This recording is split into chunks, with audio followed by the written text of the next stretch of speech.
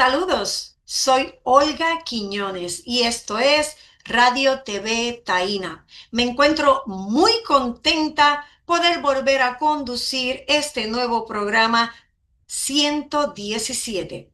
Les recomendamos visitar nuestra página de YouTube para que puedan ver las emisiones pasadas.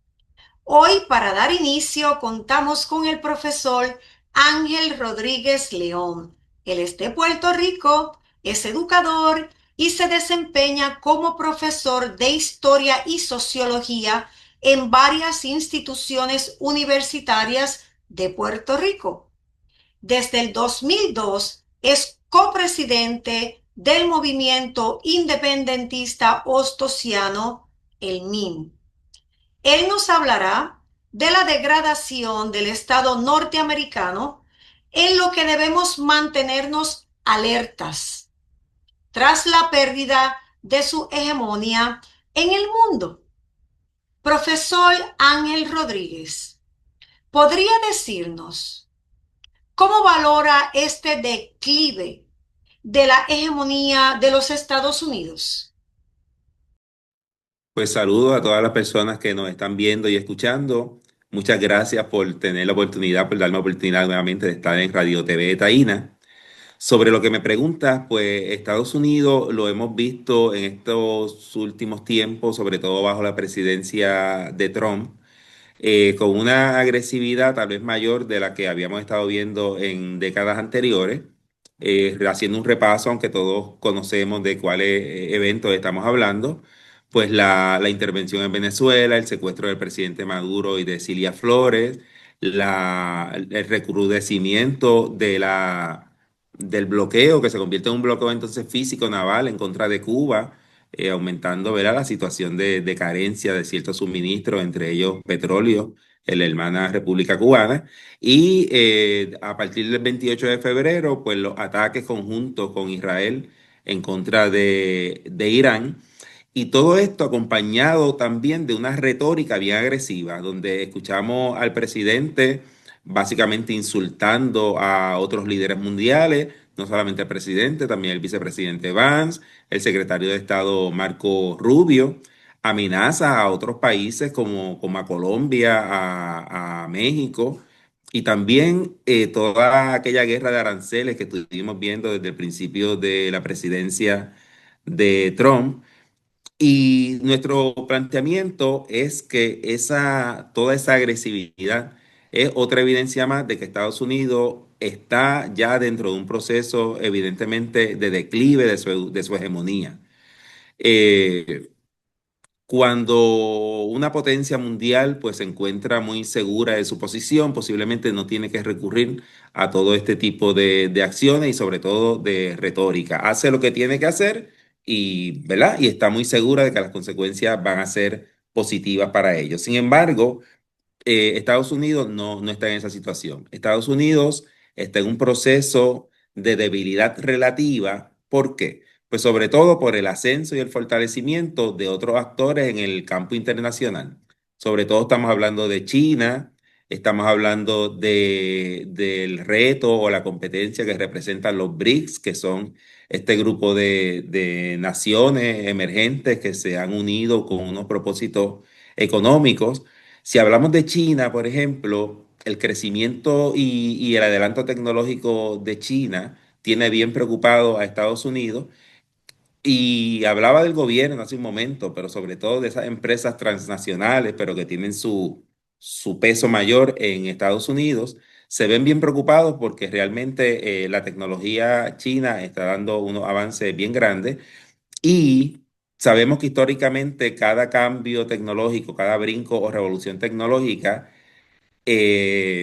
requiere que las naciones y las empresas tengan acceso a cierto tipo de productos, ¿verdad? El carbón en la época de la primera revolución industrial allá para el siglo XVIII, posteriormente el caucho, posteriormente el petróleo, que sigue siendo importante, por supuesto, el tema del petróleo, pero ahora estamos hablando de otros minerales como lo es el coltán, que el coltán, todos nosotros tenemos posiblemente coltán ahora mismo bien cerquita en nuestros celulares, en nuestras computadoras, se ha convertido en uno de los minerales más importantes. y sobre todo las tierras raras. Las llamadas tierras raras realmente se refieren a una serie de unos 17 elementos químicos, minerales, eh, que la mayor parte de los depósitos actuales están en manos de China, directa o indirectamente. Por lo tanto, eso hace que Estados Unidos tenga que mover aceleradamente, digamos, su ficha, violentamente su ficha, para tener acceso todavía sí al petróleo, que sigue siendo importante, pero sobre todo a esto a las tierras raras y a otros minerales relacionados con las nuevas tecnologías.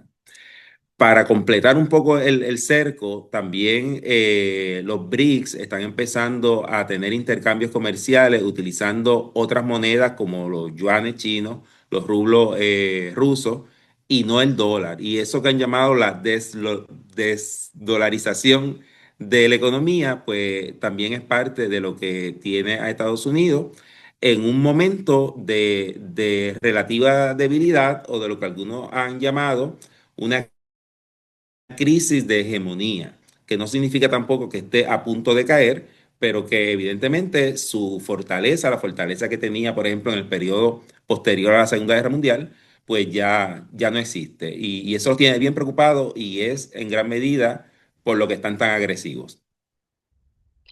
¿Cuáles serían las repercusiones a corto plazo, principalmente en las economías dependientes de los Estados Unidos? Pues antes de contestarte esa pregunta, me gustaría mencionar que Estados Unidos también tiene otro tipo de problemas. Tiene problemas económicos internos relacionados sobre todo con una deuda que ya alcanza cifras trillonarias y también con un déficit presupuestario. Hemos visto cómo en los últimos años han habido cierres del gobierno, incluso por el tema de la aprobación del presupuesto, que aunque lo podemos insertar dentro de lo que es la lucha entre republicanos y demócratas, pues también tiene que ver con que realmente se le está haciendo difícil decidir en qué utilizan el presupuesto porque se les está limitando. El tema de la guerra también tiene que ver con eso. La guerra de Irán se calcula que entre 1.000 y 2.000 millones se están utilizando diariamente. Ya la guerra que el presidente de Estados Unidos la había identificado como una guerra corta de algunos días, sabemos que se le ha hecho bien difícil y que Irán no ha sido un paseo para ellos. Así que eso se suma a la crisis. Y por último, lo voy a mencionar solamente, aunque no lo voy a desarrollar, los graves problemas sociales que vive Estados Unidos. Y eso también es parte. Estados Unidos, una nación todavía poderosa, indudablemente. Hay millones de ciudadanos que no tienen acceso a servicios de salud. Hay una cantidad enorme de personas en situación de que no tienen hogar. Los conflictos étnicos y raciales que todavía se dan en ese país, realmente todo eso abona a los otros elementos ya más externos e internacionales que habíamos mencionado con respecto a esa crisis de hegemonía y esa crisis en otros muchos aspectos. Yendo ya a si pudiéramos identificar algunas repercusiones de esa pérdida de hegemonía, lo primero que tenemos que decir, aunque ya lo mencionamos brevemente, es que una nación poderosa como indudablemente ha sido Estados Unidos, pues puede tardar tiempo en en que ese poder y esa hegemonía se reduzcan, ¿verdad? Digamos, le ceda el espacio a otras naciones, así que no estamos hablando de procesos que se vayan a dar inmediatamente, pero todas las señales están ahí y están bien claras. El sociólogo argentino Atilio Borón hace poco escribía y nos recordaba, ¿verdad? Este refrán de que una fiera herida es peligrosa. Así que Estados Unidos precisamente en esta época de declive es que está mostrando esa agresividad, así que eso hasta cierto punto no son buenas noticias. ¿Qué se va a dar a mediano plazo? Pues con seguridad no podemos saberlo. Hemos mencionado a China como esa potencia que está en ascenso, pero muchos analistas internacionales piensan que posiblemente no nos dirijamos a una época en la cual ese poder o hegemonía estadounidense sea sustituida por el de una otra única nación, sino que posiblemente se abra un espacio de multipolaridad donde ese poder mundial esté repartido entre varias potencias y eso puede abrir un espacio a otros muchos procesos. Por ejemplo, nosotros, en el caso de Puerto Rico, nosotros durante todo el siglo XX y lo que va de XXI, hemos estado luchando por nuestra independencia frente a una nación muy poderosa. Nuestra aspiración es que en este futuro que se avecina, donde parecería que va a haber una reorganización de ese orden mundial, pues nosotros podamos insertarnos con lo que ha sido nuestra aspiración de siempre, insertarnos dentro del concierto de las naciones libres como una nación más que pueda entrar en todo tipo de interacción con las demás naciones del mundo, sobre todo con nuestra región latinoamericana, que es ese espacio al cual pertenecemos. Por cierto, algunas de las naciones latinoamericanas que también se menciona como que están en un proceso de fortalecimiento en el escenario mundial, pues son principalmente Brasil, pero también Colombia, México, y ese es el futuro que posiblemente se dé, un futuro multipolar, del cual nosotros esperamos formar parte, pero desde una perspectiva ya soberana, no como país subordinado o colonizado por otro, sino pudiendo atender nuestros propios intereses, que es la aspiración que tenemos. Profesor Ángel, ha sido un placer tenerlo en nuestro programa. Esperamos contar nuevamente con su colaboración. Muchísimas gracias por acompañarnos. Como siguiente ponente tendremos del Salvador a Cifrido Reyes. Él es guerrillero del Frente Farabundo Martí para la Liberación Nacional, el FMLN, expresidente del Parlamento de El Salvador y afiliado político en México. Cifrido nos hablará sobre el desplome de las condiciones laborables y estadísticas así lo demuestran. Una creciente desigualdad en el ingreso y la distribución de la riqueza en el mundo. No dejará pasar lo poco que se festejó este 1 de mayo, Día del Trabajo.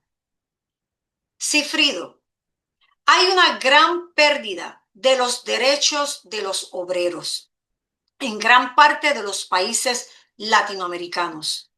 La brecha entre trabajadores y la riqueza sigue creciendo. América Latina se caracteriza por ser la zona más desigual del mundo. No necesariamente la más pobre, pero la más desigual. Eso significa que una minoría relativamente bastante reducida concentra la mayor cantidad de riqueza y de ingresos. Hay distintos estudios que evidencian esta situación de desigualdad y lamentablemente, excepto algunos países que están corrigiendo esta situación, pudiera yo mencionar el caso de México, por ejemplo, en la inmensa mayoría de países de la región, la desigualdad se mantiene en niveles absolutamente inmorales, absolutamente inaceptables. Porque cuando se nos habla de que un país crece, su economía, que la región ha crecido, pero no reparamos en el tema de la desigualdad, sobre cómo se distribuye lo que se está creciendo, pues estamos prácticamente analizando la realidad de una manera bastante sesgada. La división entre el trabajo y el capital en la región de América Latina es muy marcada en cuanto a esa distribución del ingreso. Hay estudios como los que realiza Oxfam, una organización internacional con mucho prestigio, o los que realiza la CEPAL, que establecen que hay países donde definitivamente la desigualdad está rompiendo récords. Podemos mencionar el caso de Chile, podemos mencionar el caso de Costa Rica, de Colombia, y creo yo que recientemente habría que agregar a El Salvador, a Argentina. porque los modelos económicos que se promueven en algunos de estos países atentan contra el propósito de reducir la desigualdad y, en última instancia, reducir también la pobreza. En el caso de México, vemos interesante que en los últimos 7 años, desde que llegó el gobierno del presidente López Obrador y luego con la presidenta Claudia Sheinbaum, gracias a una combinación de políticas públicas, entre ellas el aumento sostenido y real del salario mínimo, que prácticamente había estado estancado por más de 25 años. Ese salario mínimo se ha recuperado en términos reales más del 100%, más otras políticas sociales de apoyo a los hogares más pobres, a los adultos mayores, a las minorías indígenas y a otros grupos vulnerables, pues tenemos que la desigualdad se está reduciendo. Pero en países donde hay un embate todavía de políticas neoliberales agresivas, como es el caso de Chile, Argentina, hoy mismo en El Salvador, Costa Rica, pues prácticamente estamos en una situación de retroceso. Yo creo que es muy importante que de cara al 1 de mayo, que estamos celebrando un Día Internacional de los Trabajadores, reparemos en estas circunstancias que les toca vivir a los trabajadores latinoamericanos. En gran medida, esta situación se ve explicada porque los trabajadores han perdido poder de negociación. Hay gobiernos, como es el caso de El Salvador, de Argentina, que han emprendido una campaña de cacería contra los dirigentes sindicales que tienen un alto nivel de conciencia y de consecuencia con la causa de los trabajadores. Prácticamente los sindicatos están siendo perseguidos, están siendo descabezados. Muchos dirigentes sindicales se han tenido que exiliar en el caso de El Salvador. Creo que algo similar aplica para el caso del Ecuador. Y vemos pues un panorama donde no hay un juego parejo, no hay un terreno parejo. Mientras los capitalistas, los grandes empresarios están acaparando enormes proporciones de la riqueza y del ingreso, la parte que le corresponde a los trabajadores prácticamente se está reduciendo. Y eso es algo que se tiene que decir, que se tiene que divulgar y se tiene que enfrentar. Y eso solo se puede hacer a partir de políticas públicas que vayan atacando esta situación. ¿Cuáles son los elementos que llevan a esta gran desigualdad en la distribución del ingreso y de la riqueza? Bueno, ¿qué explica esta creciente desigualdad? En primer lugar, el estancamiento de los salarios reales. Yo ponía el caso de México, que durante todo el periodo neoliberal, prácticamente, los salarios perdieron el 70% de su capacidad adquisitiva. Y ha sido hasta los gobiernos de la llamada Cuarta Transformación en México que por fin se revirtió esa tendencia. Y ahora el salario en términos reales se ha recuperado. Pero en otros países no se dan este tipo de políticas públicas donde se busca apuntalar la capacidad de compra de los trabajadores a partir de mantener salarios reales que estén por encima de la inflación. La inflación prácticamente desbarata la capacidad de los trabajadores de adquirir bienes, de adquirir servicios, incluso de productos básicos, ¿no? Como sería la alimentación, la medicina, la vivienda. Lo otro que explica esta desigualdad son las políticas fiscales regresivas.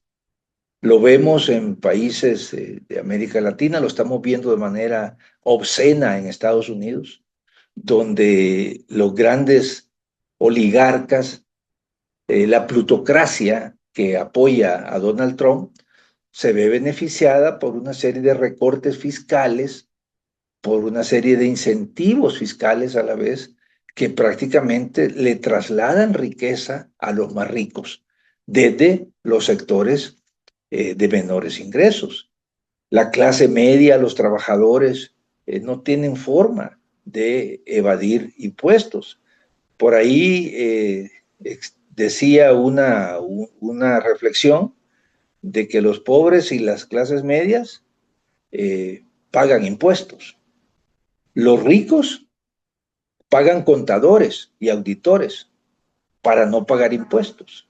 Y los ultra ricos pagan a los políticos para que les generen políticas fiscales ventajosas y definitivamente favorables a los intereses de esas pequeñas minorías de la plutocracia. Esto aplica en Estados Unidos, aplica en distintos países de nuestra América.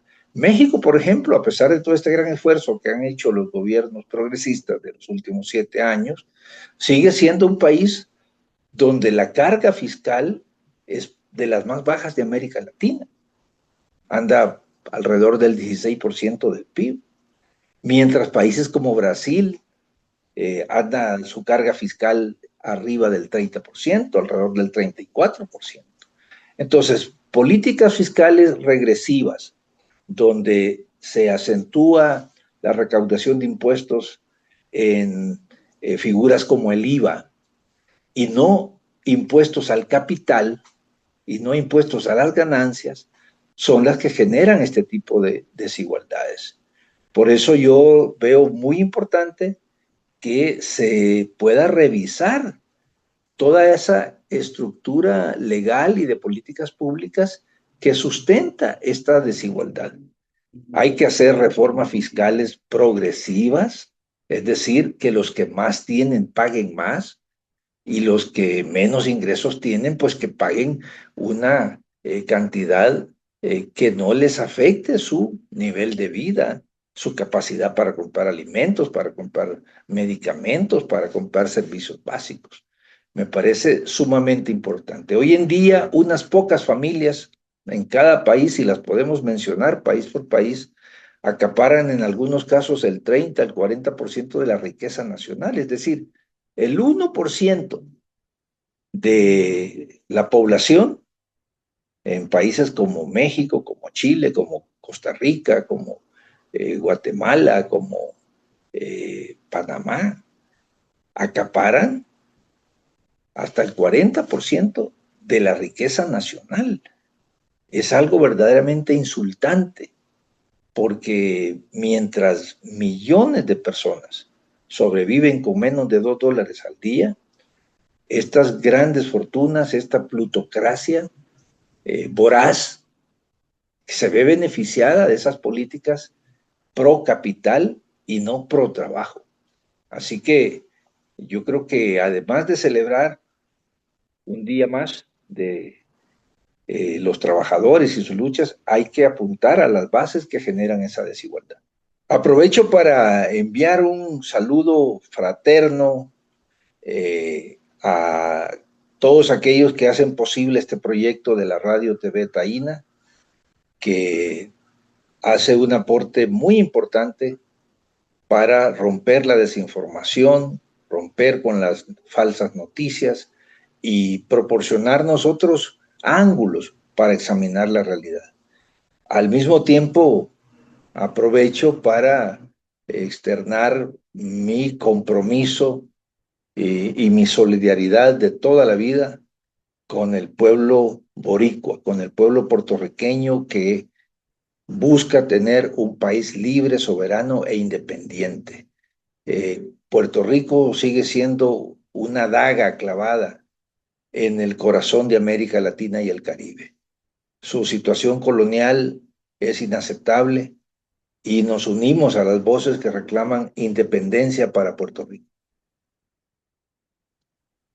Muchísimas gracias, Silfredo Reyes, por su aporte y señalar cómo es que la riqueza es concentrada en pocas manos, en unos cuantos, y el resto de la población mundial tiene que lidiar con la salud, educación, alimento y vivienda.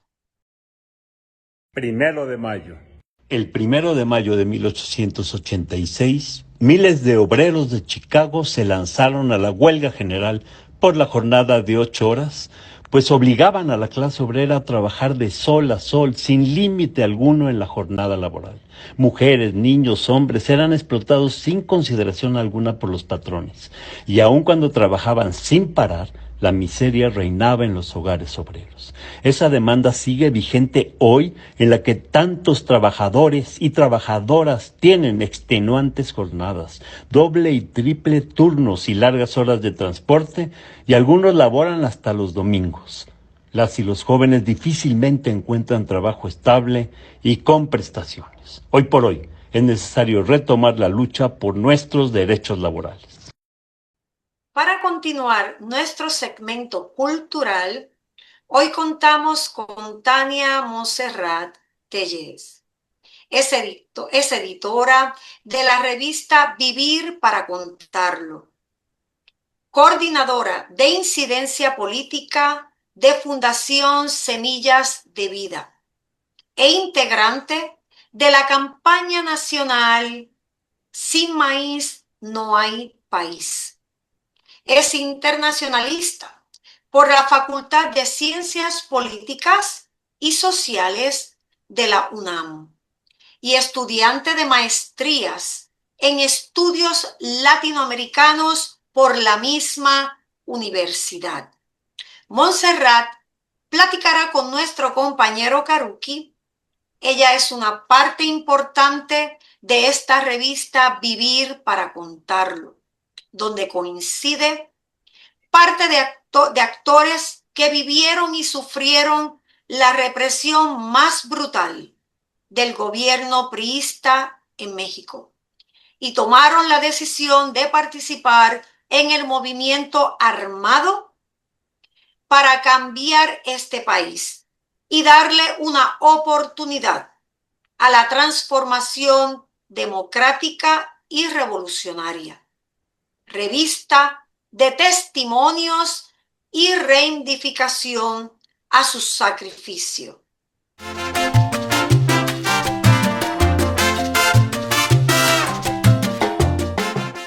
¿Qué tal?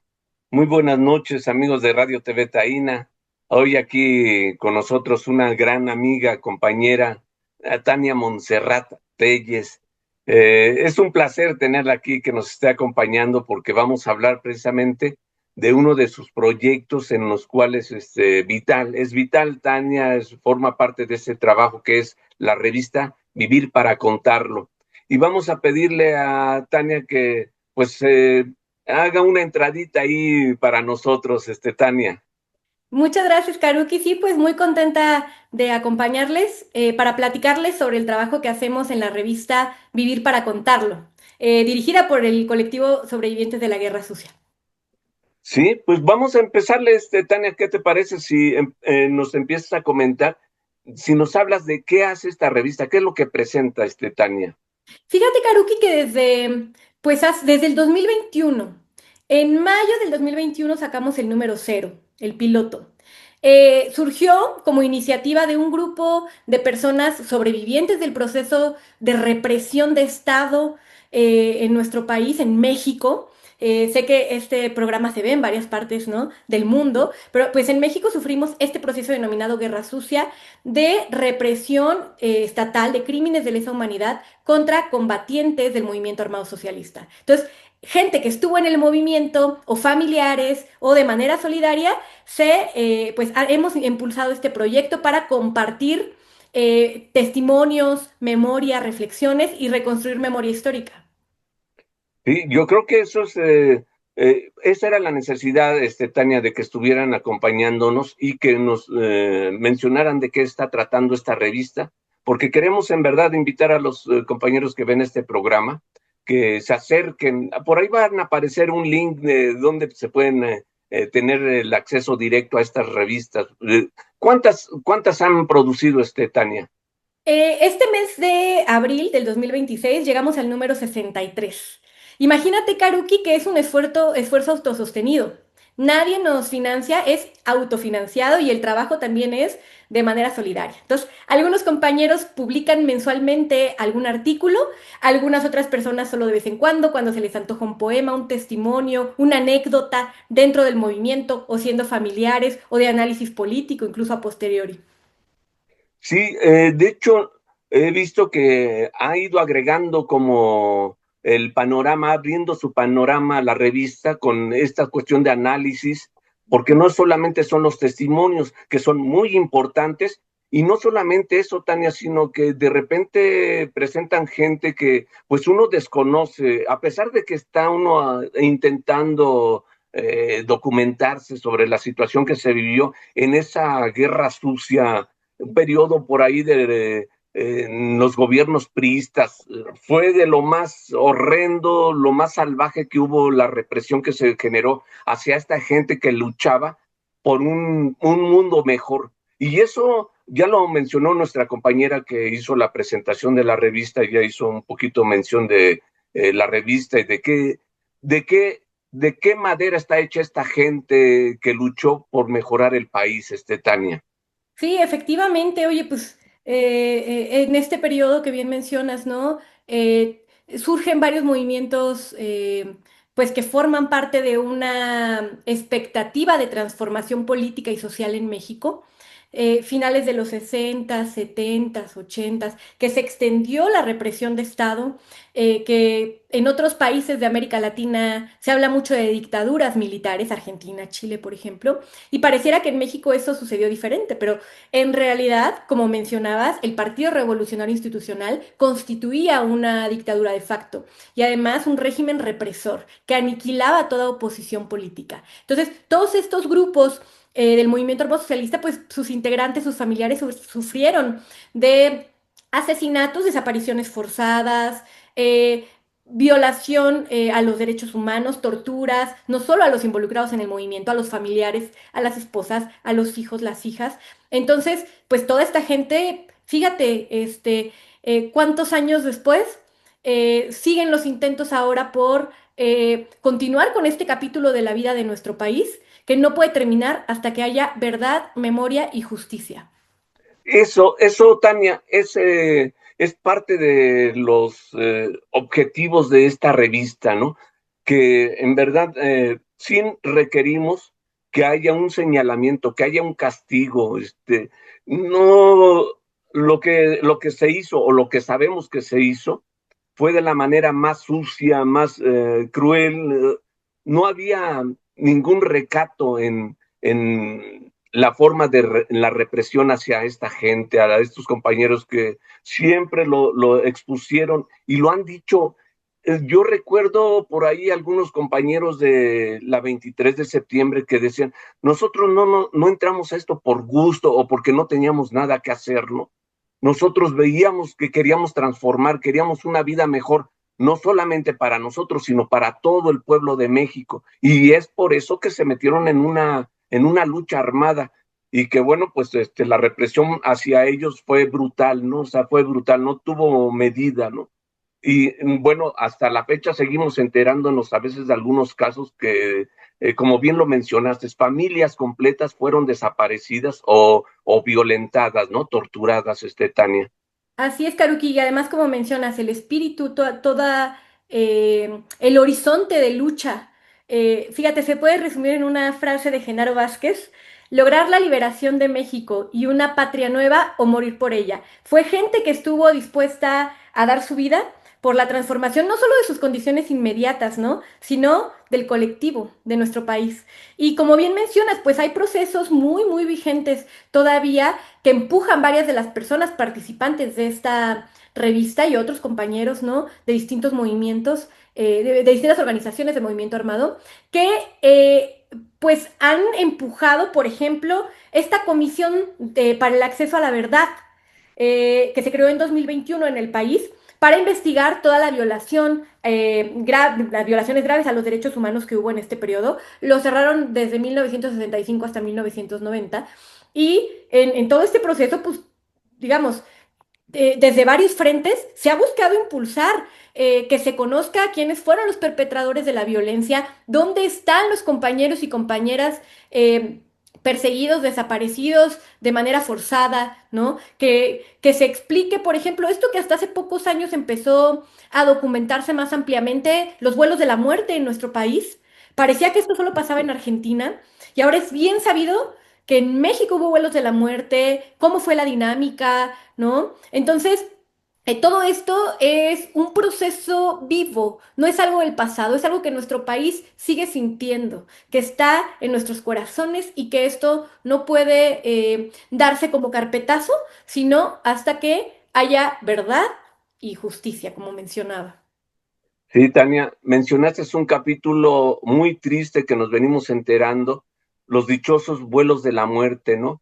Para los amigos o los que muy recientemente se acercan a este tipo de información, los vuelos de la muerte incluía a veces arrojar a las personas vivas, con vida aún, los arrojaban en la zona de Oaxaca, Guerrero, hacia el mar. Entonces, son cosas que, bueno, son muy tristes hoy de recuperarlas y de saber que se dieron también aquí en nuestro país, ¿no? Así es. Pero, Tania, ¿por qué no nos dices a dónde podemos localizar esta revista, Tania? Claro que sí, mira, todo, como mencionaba, pues es un esfuerzo autosostenido y con la intención de divulgar, no tiene ningún costo, tenemos acceso libre a todos nuestros números, desde el número cero, desde el piloto de mayo del 2021, en un WordPress que es sobrevivientes de la guerra sucia.wordpress. Entonces, en ese enlace pueden encontrarnos. Y pues estamos atentas también a quien esté interesado en sumar testimonios, anécdotas o análisis. No tienen que haber sido parte de estos movimientos, sino gente que estudia el proceso, los temas y que quiere decir algo al respecto, tiene las puertas abiertas. Sí, eso es parte también del beneficio de esta revista, Tania, que es abierta, ¿no? A los compañeros que obviamente quieran presentar un testimonio, o incluso la cuestión de análisis, ¿no? El análisis político coyuntural, y no solamente en México, sino parece ser que también ya están presentando de algunos otros países latinoamericanos, Tania. Así es, sí, quien esté interesado en publicar, en sumarse, pueden escribirnos platicándonos su interés a editorialvivirparacontarlo@gmail.com y ahí les estaremos respondiendo el grupo de personas que estamos en la edición de la revista y la formación de la misma. Eh, Tania, una última pregunta antes de dar por finalizada tu intervención, Tania. Este, ¿tienen algún proyecto extra aparte de esta revista, Tania? Mira, pues tenemos muchas ganas de encontrar otras formas de difundir. Se han hecho, por ejemplo, en el Archivo General de la Nación, antes Lecumberri, cárcel en donde hubo varias compañeras, compañeros presos políticos. Hacemos distintos espacios de presentación de libros, de reflexiones, ¿no? De presentación de la revista también hemos tenido. Entonces, digamos, buscamos distintos mecanismos para hacerlo. Nos interesa mucho, por supuesto, explorar ya la producción audiovisual, tener videos y demás para difundir. Esperemos que más adelante tengamos todas las condiciones para hacerlo. Y te digo, pues siempre participando en estos espacios, nada menos en este mes de abril estamos acompañando el proceso de presentación de un documental sobre exilio y guerrilla en México. Entonces, bueno, andamos, digamos, en todas esas vertientes para poder impulsar el proceso de memoria. Pues ya estaremos ahí invitándote nuevamente para presentar ese trabajo, Tania. Claro que sí, Karuki, con mucho gusto y muchas gracias de verdad por invitarnos por acá para platicarle a la gente nuestro trabajo. Bueno, y no quiero dejar de aprovechar el espacio también para enviar un mensaje de solidaridad de parte de la revista Vivir para Contarlo a los compañeros independentistas de Puerto Rico. Muchas gracias, Tania. Súper. Gracias y suerte. Igualmente, les agradecemos de verdad mucho, Karuki, Freddy, por pensar en nosotros. Gracias por adaptarse también a los tiempos y pues bueno, con mucho gusto aquí siempre estamos al pendiente. Hasta luego. Adiós. Muchas gracias, Tania Montserrat. Y seguramente seguiremos sus publicaciones en la revista Vivir para Contarlo. A pesar del tiempo transcurrido, se pide castigo a estos personajes, protegidos por el Estado, que dirigieron la brutal represión en la llamada Guerra Sucia, asesinando a mujeres, ancianos y niños sin ningún recato. Amigos, por favor, recuerden, regálenos ese like, suscríbanse, esto es muy importante para nosotros, así como los comentarios y sus sugerencias que nos dejan en el chat y en nuestra página. Recuerden, nos encuentran en YouTube y en Facebook como Radio TV Taína, así como parte de la programación de Calet Radio Digital por Facebook. Calet Radio Digital y Radio TV Taína unificamos esfuerzos por espacios alternativos de información. Para terminar nuestro programa, contamos con el doctor José Miguel Candia, sociólogo por la Universidad de Buenos Aires, doctor en estudios latinoamericanos por la UNAM, investigador del Instituto Nacional de Antropología e Historia. Nos dará un panorama de Argentina a 50 años de las dictaduras, de la brecha más sangrienta junto a la chilena. Doctor Candia, ¿podría hablarnos de esa dictadura a 50 años del golpe militar?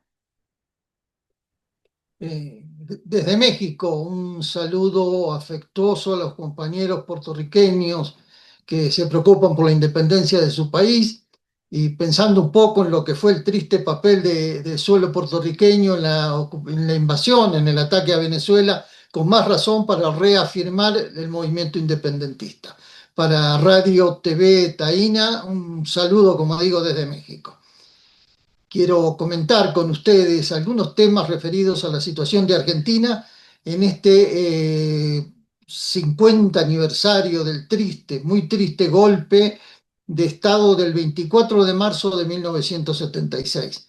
Fíjense que hubo en los 70 una secuencia trágica de interrupciones institucionales, todas se hicieron con una misma matriz ideológica, política y militar.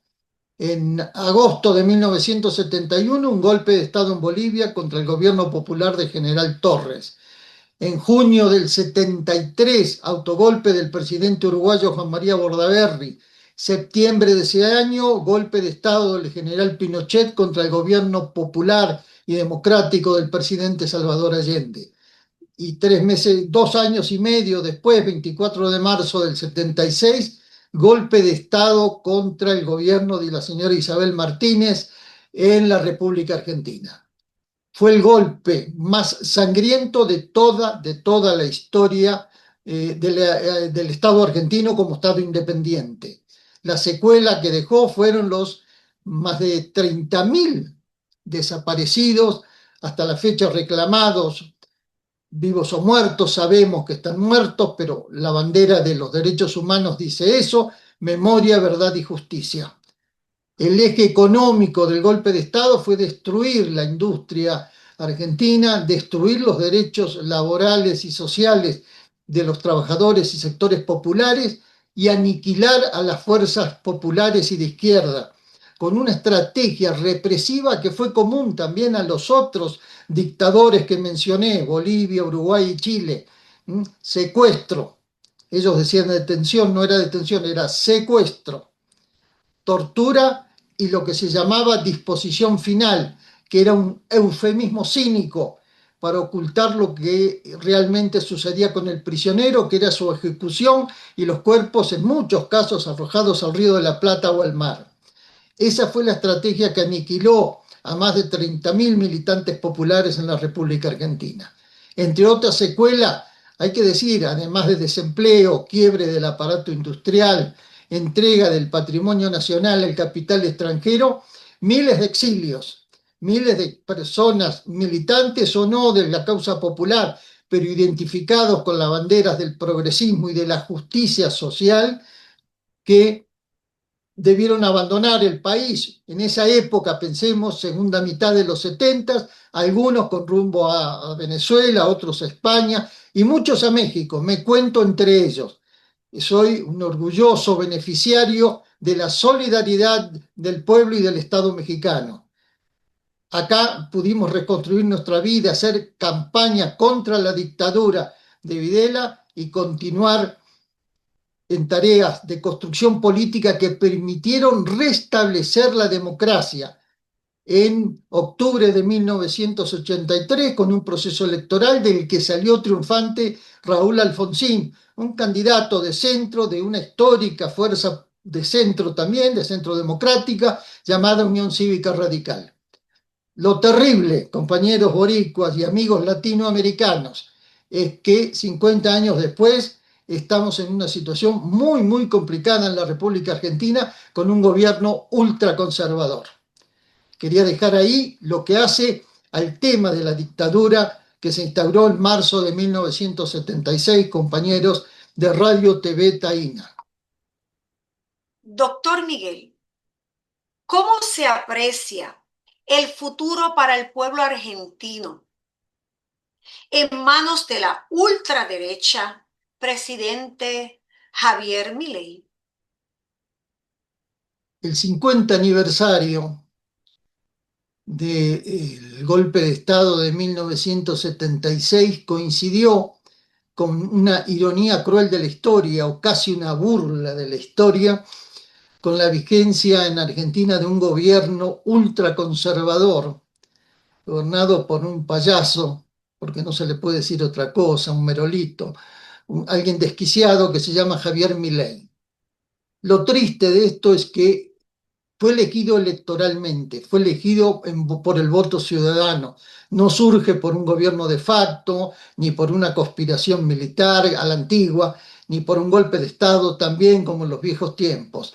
Fue votado en noviembre, el 19 de noviembre, ¿cómo olvidarlo? 19 de noviembre de 2023 por una amplia mayoría, en una segunda vuelta que le ganó al candidato del justicialismo, Sergio Massa.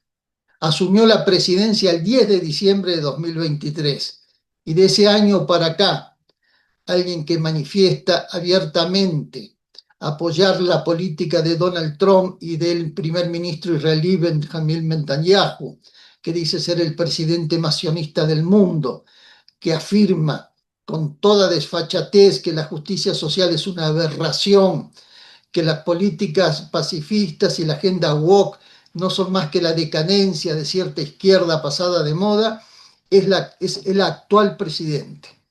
En esas condiciones, bajo el mandato de un outsider, alguien que viene de los medios, que no viene de la militancia política y que no tiene ninguna relación con las dos antiguas fuerzas políticas argentinas, el movimiento peronista y la Unión Cívica Radical, alguien, como digo, un outsider de los medios con una visión ultra reaccionaria, ganó la elección.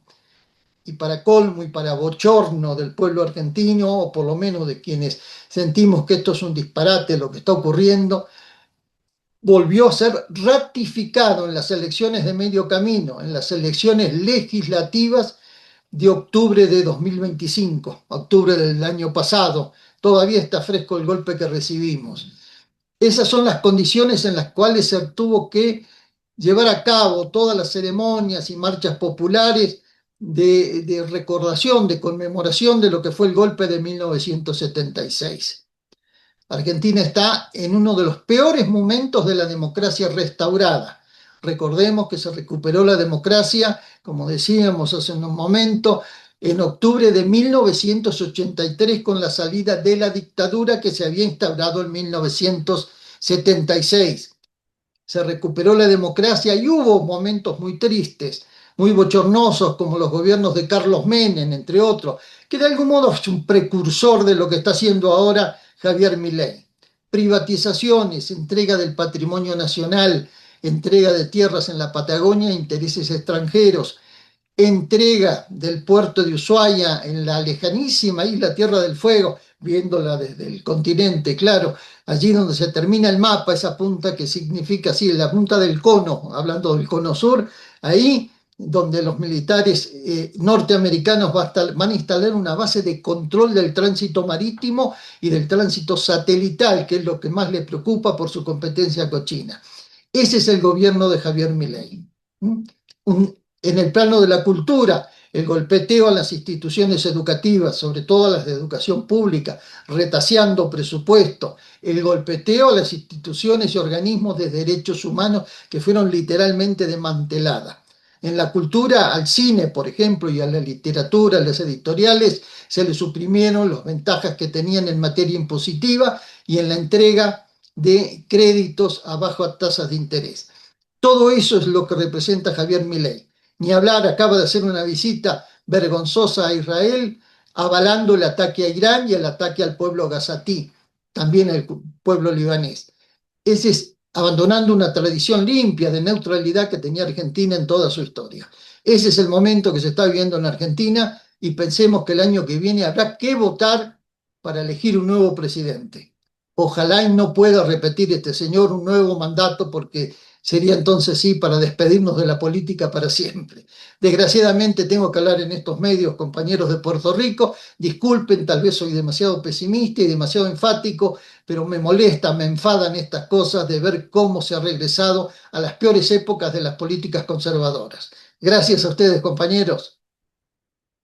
Le agradecemos al doctor José Miguel Candia.